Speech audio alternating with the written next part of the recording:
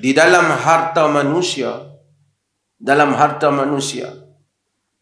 bukan saja ada jumlah harta, tapi ada hal yang tidak dilihat oleh mata manusia. Berhubung dengan harta, berhubung dengan kehidupan. Hal itu ialah barakah, keberkatan. Allah Subhanahu wa taala memberikan harta, memberkati harta. Ada orang Allah bagi harta, tak bagi keberkatan bersama dengan harta. Lalu kita melihat dengan hartanya itu dia bertarung dengan kehidupan. Dia bertarung dengan keresahan. Dia bertarung dengan kesukaran. Harta banyak, masalah kehidupan juga banyak. Harta banyak, sepatutnya bila orang harta banyak, urusannya mudah. Dia lebih payah lagi daripada petani yang miskin nak datang masjid. Lebih payah lagi daripada orang yang kurang harta daripadanya untuk melakukan ibadah. Lebih payah lagi untuk hidup damai dengan keluarganya. Tenang di dalam jiwanya. Sebab itu Nabi SAW bukan saja meminta supaya kita ini mempunyai harta yang halal, Nabi meminta keberkatan di atas harta. Nabi SAW berdoa, Allahumma barik lana fi madinatina, dalam hadis Muslim. Ya Allah, berkatkanlah untuk kami Madinah kami. Wa fi thimarina, berkatkanlah untuk kami buah-buahan kami. Kita ni ada harum manis, ada padi. Di samping kita tabur racun, halang, pastikan bubuh baja. Mungkin sebahagian kita lupa berdoa agar Allah memberkati apa yang dia ada. Nabi SAW kata, wa fi muddina, Allah berkatkanlah pada cupak kami. Wa fi sa'ina, pada gantang kami. Barakatan ma'a barakatin, berkat bersama dengan berkat. Sebab itu salah satu hal yang mesti, yang wajar untuk kita semua berdoa siang malam, pagi dan petang, supaya Allah memberkati apa yang kita ada. Ramai orang menyangka dengan adanya banyak harta maka dia boleh senang hidup dia.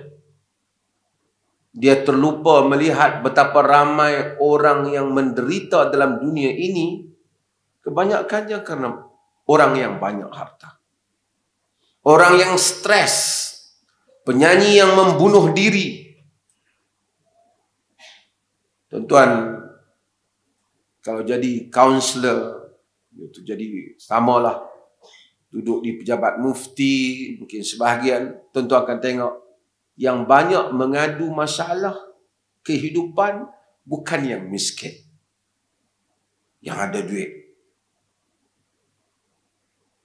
Yang miskin aduannya itulah tak cukup, tapi nasi 3 pinggan juga habis.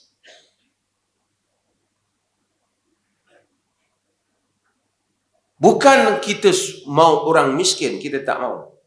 Kita tak, bukan agama suruh kita miskin. Itu bukan mesejnya. Agama mau kita berada. Sebab tu kalau tidak, masa bila kita nak bersedekah? Kalau miskin, kita tak boleh bersedekah. Tapi maksudnya, kita mau harta yang diberkati. Nabi kata, ma naqasa malu 'abdin min sadaqah. Tidak kurang harta seorang hamba daripada sedekah. Maksudnya, jika kita nak harta kita diberkati, kita sedekah.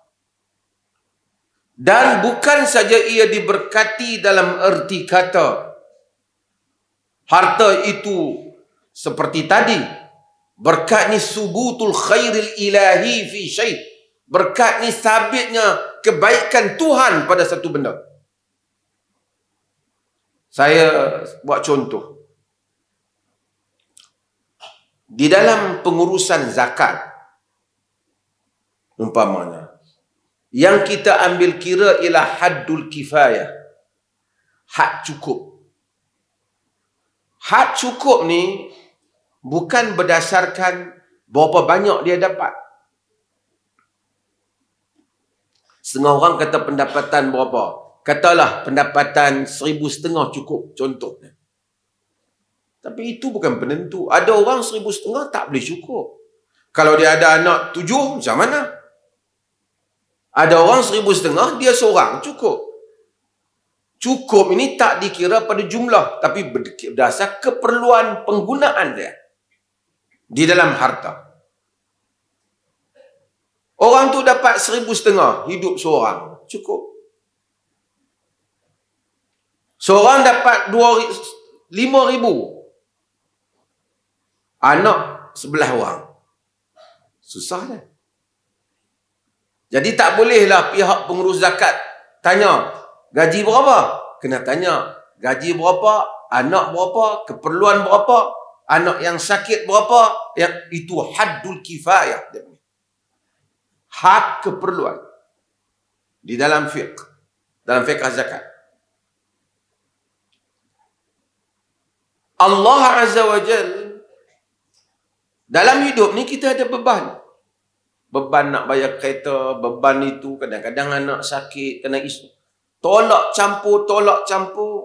Walaupun mungkin gaji kita 10,000 ataupun 5,000, tapi yang tolak bahagian urusan sampingan yang kita sangka dan tidak sangka itu, kadang-kadang menyebabkan ia sukar cukup.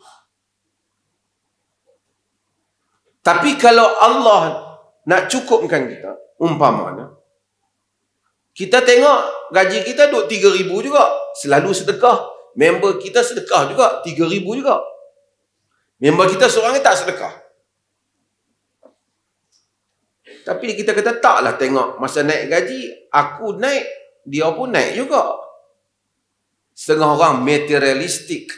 Dia punya perhitungannya. Tapi Allah bila memberi, bukan seperti yang disangka oleh manusia. Ia memberi tambahan mungkin. Ia mendatangkan jalan yang kita tak sangka. Tapi ia juga meringankan kita. Anak kita sihat, dia bagi. Tak sakit. Tak ada isu nak pergi hospital bawa. Meringankan beban kita. Kenderaan kita elok, dia bagi. Tidak rosak walaupun sama dengan kenderaan orang lain. Masalah sampingan tak datang. Demikian luasnya Allah di dalam menguruskan kehidupan. Dia beri kelapangan. Saya selalu juga dulu menyebut dan sentiasa saya sebut, mengingatkan diri saya tentang keberkatan masa. Sebahagian para ulama umur 40 lebih seperti Al-Imam An-Nawawi. Tapi hasilnya tak boleh dibuat oleh orang yang umur sampai 100 lebih. Sebahagian orang hidup sampai 70 tahun. Tak ada apa yang ditinggal daripada kebaikan. Umar bin Abdul Aziz memerintah 2 tahun lebih. Sampai hari ini diperkatakan tentang kerajaannya. Ada orang memerintah 2 penggal, 3 penggal, 4 penggal. Habis dia merintah, orang kata, lega lah. Maksudnya, bagaimana Allah memberkati masa yang singkat, diberikan ruang yang banyak. Sebab itu antara hal yang mesti kita minta, terutama orang muda, termasuk juga orang tua kita semua, agar Allah memberkati umur kita, memberkati ilmu kita, supaya manusia lain mendapat manfaat. Bila kita mati, ramai rupanya orang yang belajar agama daripada kita. Sebahagian kita mungkin tak tahu berapa ramai orang belajar kebaikan daripada kita. Guru-guru umpamanya. Mungkin dia dah lupa jumlah bilangan muridnya. Tetapi dengan ikhlas dia kepada Allah, mungkin dia balik ke akhirat baru dia tahu rupanya ada 40,000 orang mendapat manfaat daripada ilmunya. Harta juga demikian. Maka Nabi SAW jamin, siapa yang bersedekah tak akan kurang harta dia.